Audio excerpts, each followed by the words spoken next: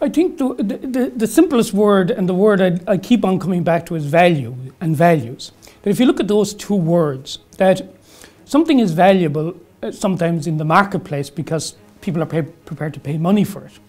But something is also valuable if it's inside people. That is, it's valuable because you regard it as valuable, it's your own values. And I think our great strength in Ireland, and I know there's a lot of criticism and we had a lot of problems when we were, how will I put this, a more religious society or a more institutionalized religious society.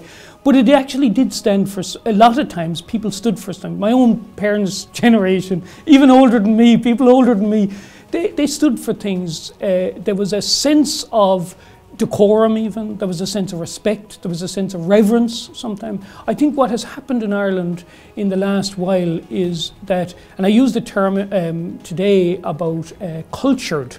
I was going to use the word classy, but again people might misinterpret it, but it is, people need, I think, to do things not because there's money in it, not because there's a usefulness in it, not because it's going to generate income for them.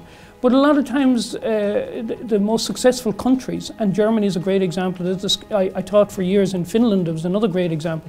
They do things a lot of times because they have purpose in their lives. They have a sense of who they are and where they come from and their heritage.